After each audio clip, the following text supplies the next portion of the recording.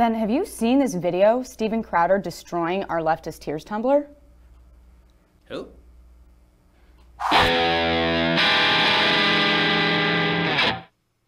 Alrighty, so here we are. Lots of news to get to today, and we're going to get to all of it. President Trump has announced his new Afghanistan policy. We're going to talk about all that. First, I just want to say that I do know, I think, who Steven Crowder is. I've met him once or twice. This is his mug, the Louder with Crowder mug. If you want this, you should go over to CRTV and subscribe. Crowder does really fantastic, funny material. His mug is nothing in comparison to ours, of course. Ours is much better than his. His is apparently hand-etched by blind nuns or something who just stared at the eclipse. But you can check this out, this Louder with Crowder mug over at CRTV. Otherwise, I don't know. Okay, so now on to the news of the day. But first, I actually want to say thank you to a real sponsor of ours, and that would be ZipRecruiter. So if you want people at your company who are better than the ones that I have at my company, then you need to go to ZipRecruiter.com. Let me tell you, we had to rehearse that sketch, that Crowder sketch, at least 4 times to get one take that was decent. So that shows you that we need better employees. That's why you need ZipRecruiter.com as well. ZipRecruiter, you go to their website, and when you use their service, it doesn't require you to find candidates. It finds them for you. 80% of jobs posted on ZipRecruiter get a qualified candidate in just 24 hours. You don't have to juggle emails or calls to your office. You can simply screen, rate, manage candidates all in one place with ZipRecruiter's easy-to-use dashboard. You can find out today why ZipRecruiter has been used by businesses of all sizes to find the best job candidates with immediate results. Right now, if you go to ZipRecruiter, you can go there for free, and you can use ZipRecruiter.com/dailywire. That's ZipRecruiter.com/dailywire, and you get to try it for free. You can post jobs for free, and you will get the best employees, better than even the ones we have here at Daily Wire. ZipRecruiter.com/dailywire for your free ability to post jobs. And as I say, 80% of jobs posted on ZipRecruiter get qualified candidates in 24 hours. So if you're looking to hire, there's no better place. ZipRecruiter.com/dailywire.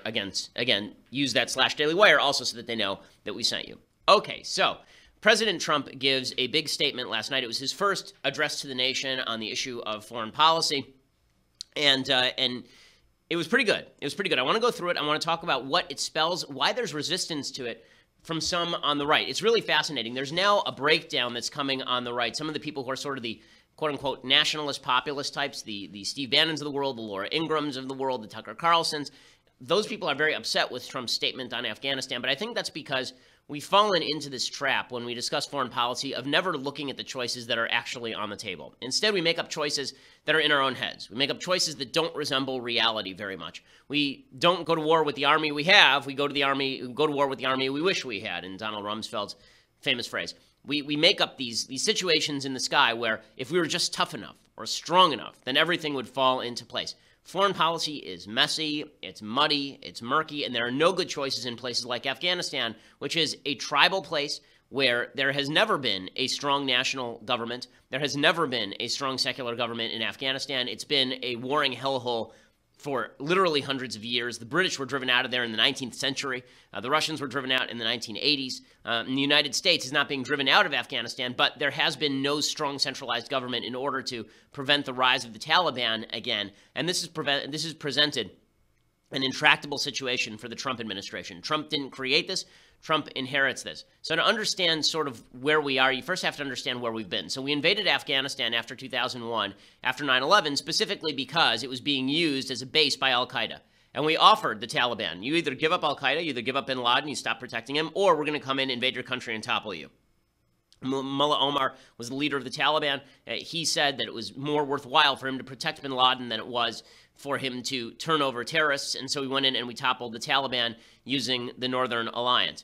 That quickly devolved into a corrupt central government that had to pay off all of these tribal leaders because the strongest leaders in Afghanistan were the tribal leaders from the beginning. And terror continued to be a serious problem in Afghanistan. After we conquered the country, we struggled to build a working system there. This is a country that had no history of democracy or human rights, and went in there thinking we were going to be able to transplant democracy and human rights. That ended up being, in large part, a failure. President Obama came into office, and the first thing that he did is he said he wanted to get out of there, but first he had to surge troops. So we have to review what President Obama said in order so that we know what Trump said last night, whether this was a major change or not. Remember, Obama wanted to get out of Afghanistan. More American troops ended up dying in Afghanistan under Obama's watch than under George W. Bush's watch, in large measure because President Obama surged troops, but he did so with a timeline. He said, I'm going to throw 30,000 additional troops into Afghanistan, but I'm going to take them out again right away. So here is Obama. This is December 1st, 2009, discussing his new Afghan policy about sending 30,000 additional troops. This is 8 years ago now. This review is now complete. And as Commander-in-Chief, I have determined that it is in our vital national interest to send an additional 30,000 U.S. troops to Afghanistan. After 18 months, our troops will begin to come home. Okay, the problem this with review this is now particular complete. line, the problem with this particular line when he says that after 18 months our troops will begin to come home is as soon as he says that, the Taliban knows all they have to do is just wait out the United States. Because if they just wait it out, then Obama's going to withdraw troops. And then the idea was we were going to build up Afghanistan's security forces. Well, we built up some of their security forces, but then we didn't leave enough military advisors in place in order to really ensure that those security forces were capable of controlling any significant portion of the country. Helmand Province, particularly, has turned back into the hellhole that it was before Obama surged the troops in the first place. It's really become a disaster area, and that's because of Obama's myopic focus on getting out as soon as possible as opposed to achieving mission goals.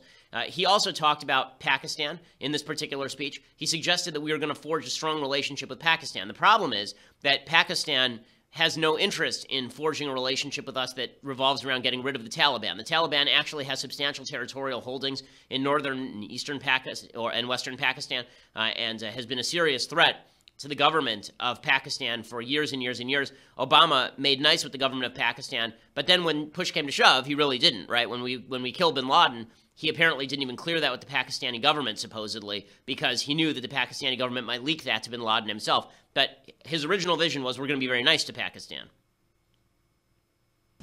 In the past, we too often defined our relationship with Pakistan narrowly. And those days are over. Moving forward, we are committed to a partnership with Pakistan that is built on a foundation of mutual interest, mutual respect, and mutual trust. Okay, and that obviously did not take place. And then finally, Obama's biggest mistake is he suggested that we ought to do nothing, we ought to get rid of Gitmo, that it was U.S. policy that was driving terrorism. This is always the apologetic foreign policy of President Obama, and it didn't end up helping us on the world stage in any real way. And finally, we must draw on the strength of our values. For the challenges that we face may have changed, but the things that we believe in must not. That's why we must promote our values by living them at home, which is why I have prohibited torture and will close the prison at Guantanamo Bay. And we must make it clear to every man, woman, and child around the world who lives under the dark cloud of tyranny that America will speak out on behalf of their human rights and tend to the light of freedom and justice and opportunity and respect for the dignity of all peoples. Okay, so this was also very George W. Bush-esque language, this talk about dignity of all peoples and freedom and justice and opportunity. The reality is that in Afghanistan, we basically have three choices, and we always had three choices. One was an overwhelming surge in order to pacify the country, and maintaining that surge as long as necessary in order to pacify the country. Number two was to get out completely, just pull out completely, right? This was sort of what Obama wanted to do, and then reality overtook him. And that's why George W. Bush and Obama, and now finally Donald Trump, a guy who campaigned on the idea that he was going to get out of Afghanistan ASAP, somebody who in 2013 was saying Afghanistan was a foolish war we never should have gotten into, now he is basically taking the same tack. All three of these presidents have decided that the only thing that we can do is muddle through. We're not willing to expend the kind of resources necessary to actually occupy the country for 60 years, Japan style or Germany style. There is no government for us to overthrow in Afghanistan in order to ensure the pacification of the population. And so we're going to have to muddle through a long counterinsurgency. And Obama eventually ended up coming to that conclusion, and now President Trump has come to that conclusion as well. Now, what President Trump did do is he is militating some of that policy. So he's changing some of the mistakes that Obama made. And he's getting a lot of flack on the right for this. He's getting a lot of flack, as I said, from Laura Ingraham and Tucker Carlson and the folks over at Breitbart. There was even a piece over at Breitbart today by a columnist named Brian Darling suggested that if he had known that Trump was going to do what he said last night, he might not have voted for him in the first place. I think that this is neglecting the fact that Afghanistan was the source of al-Qaeda that attacked us on 9/11.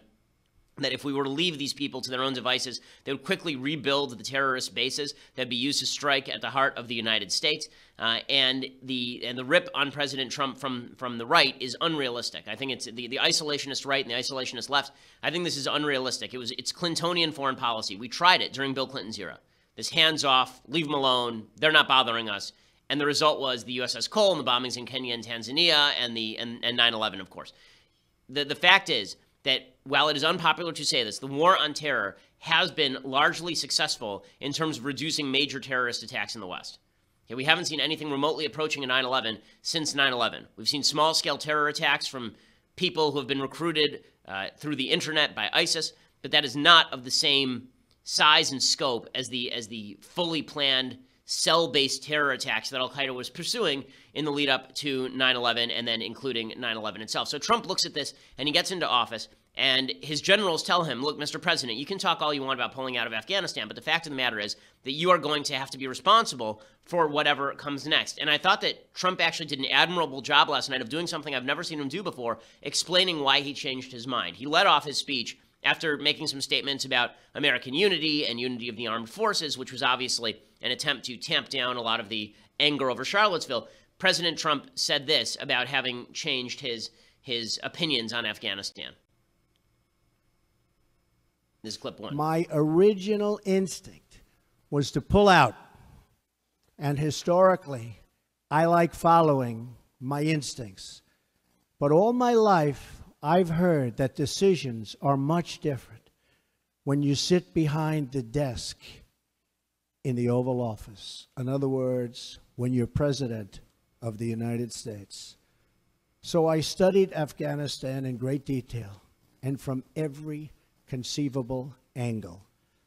After many meetings over many months, we held our final meeting last Friday at Camp David with my cabinet and generals to complete our strategy. This is the first time I've ever seen President Trump actually go back on something and acknowledge that new evidence had changed his mind. I think that that's a good thing. I'd like to see more of this from President Trump in different areas of his governance where he says, listen, I used to say a lot of things, and some of those things were right, and some of those things were wrong. I have instincts. I think they're pretty good.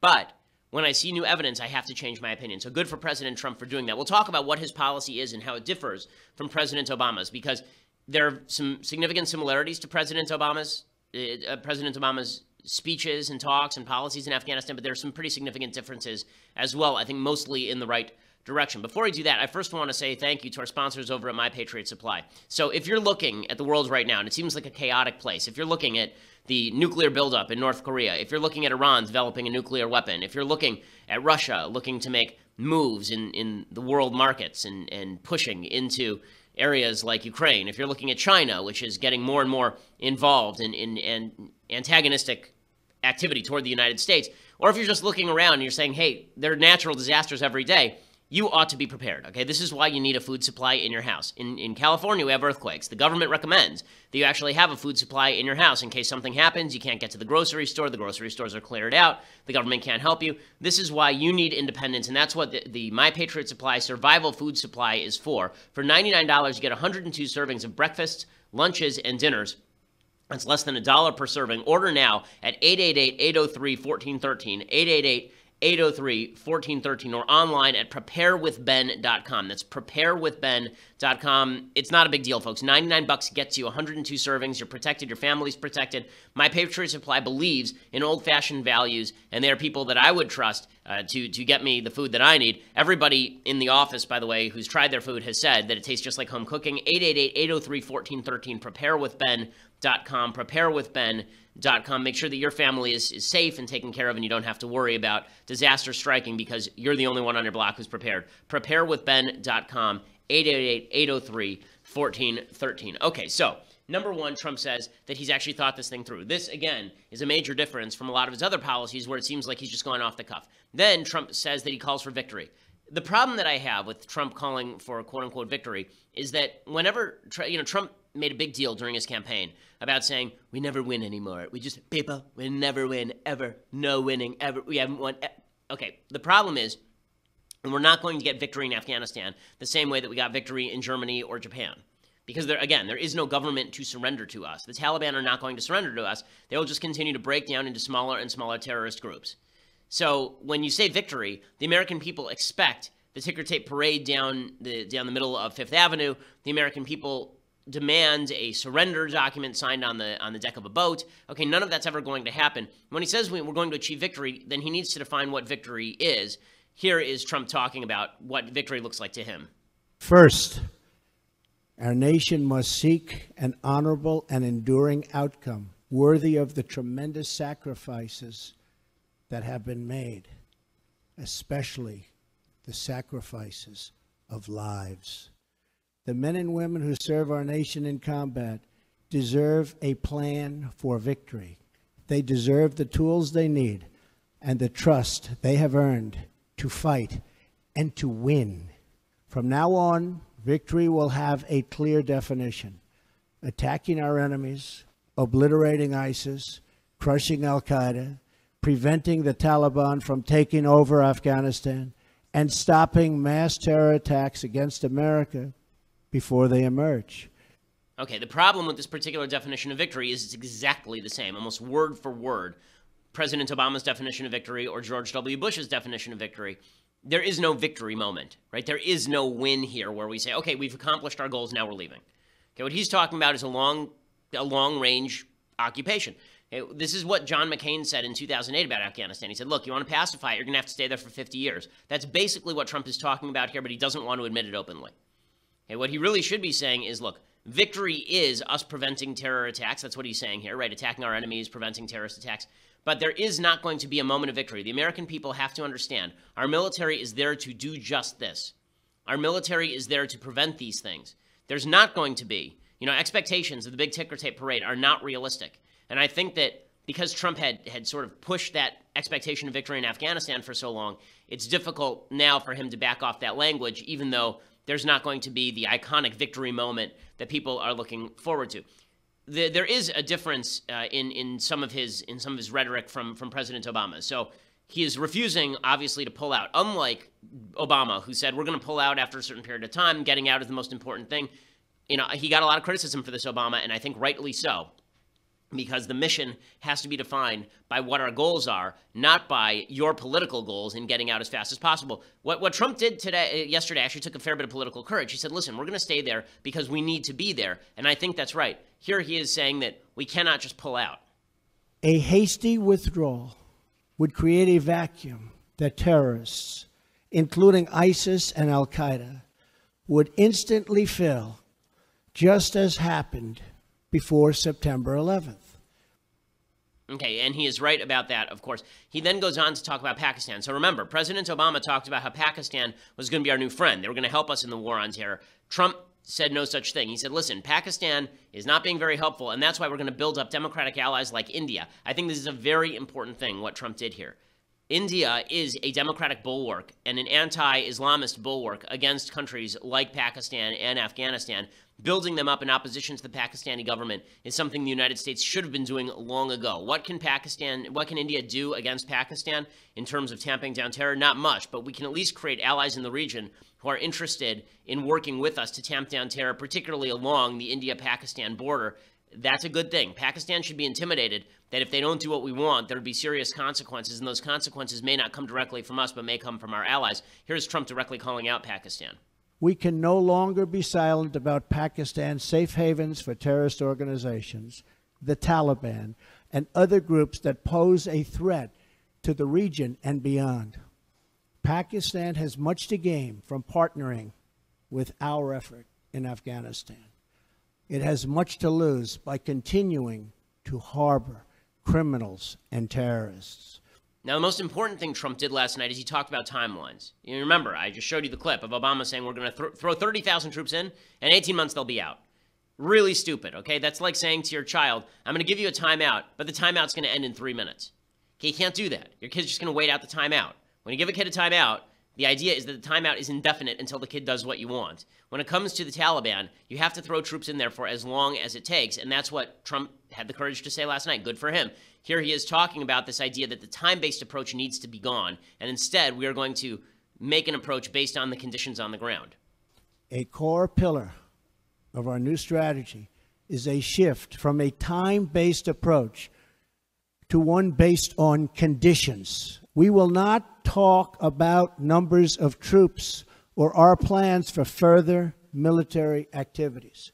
Conditions on the ground, not arbitrary timetables, will guide our strategy from now on.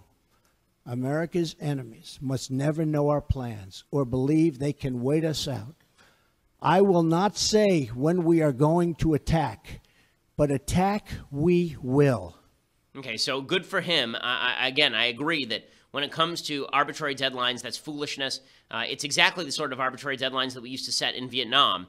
And I'll bet you a lot of what he is saying right now comes from H.R. McMaster, his national security advisor.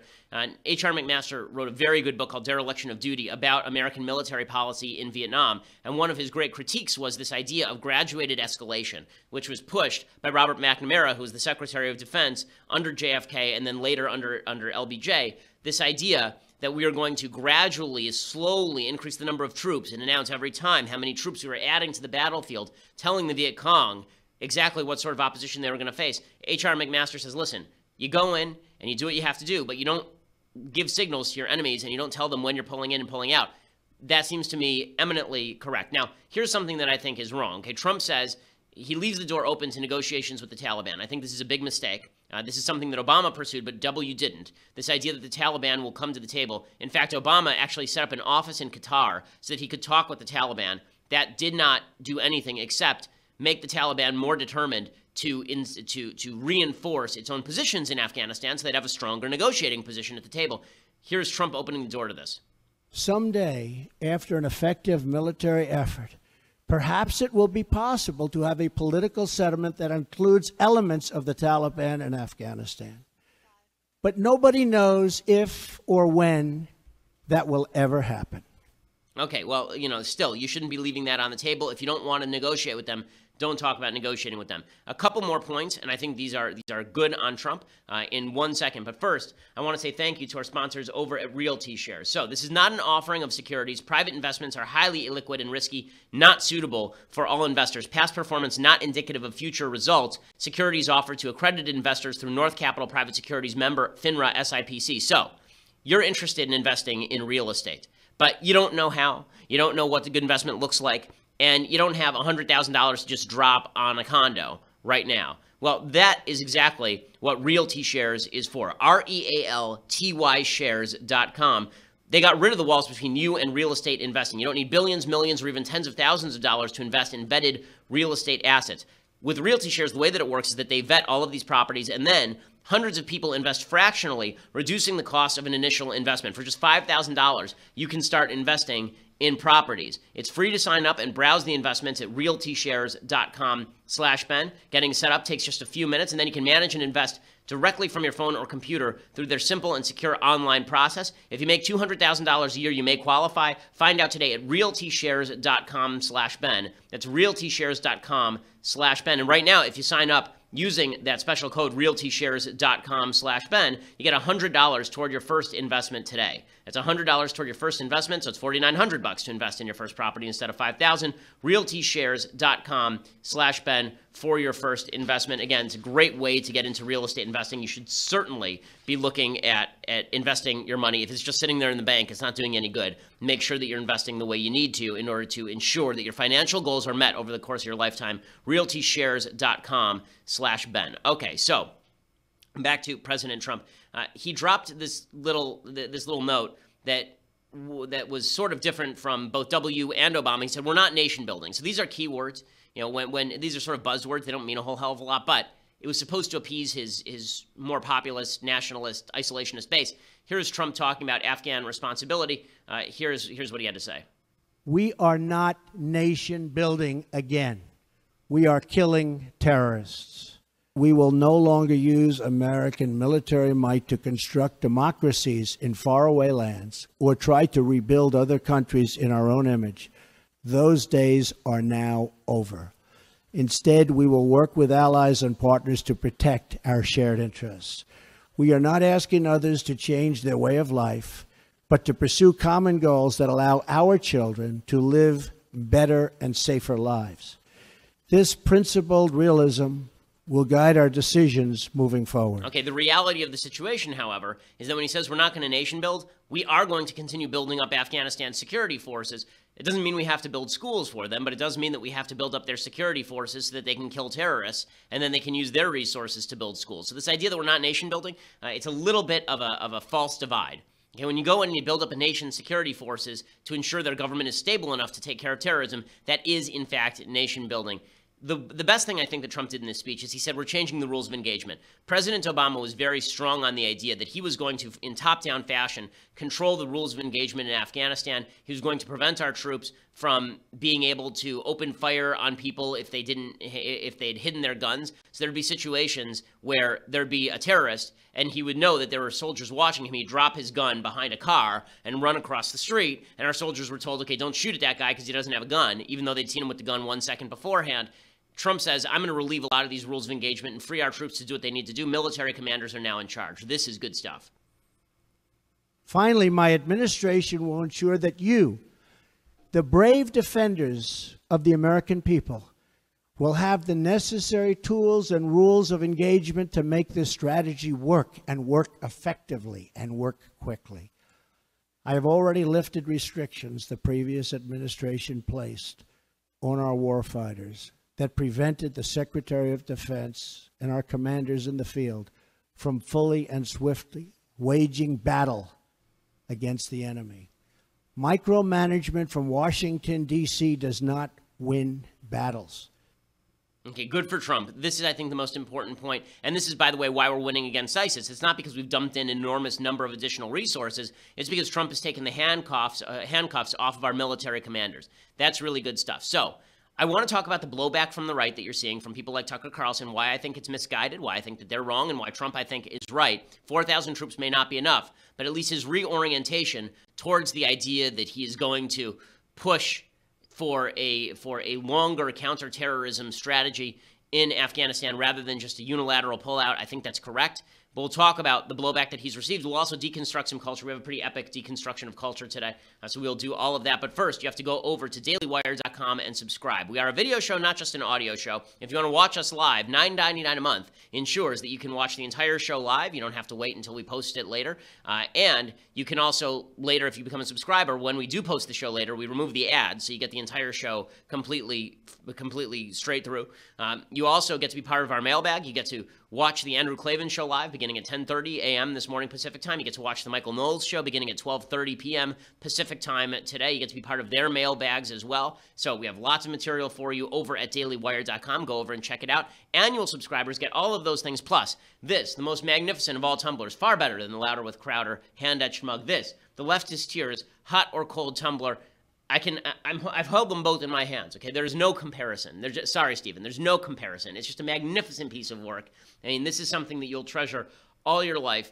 It is something that thousands of years from now, when they dig up the relics of an ancient civilization, this will be the only thing where they think this must have been some sort of god that the ancients worshipped. This Leftist Tier hot or cold tumbler, you get that with $99 annual subscription. Make sure you go over and subscribe right now. And also make sure that you go over to iTunes or SoundCloud and subscribe and leave us a review. We are fastest growing, largest conservative podcast in the nation.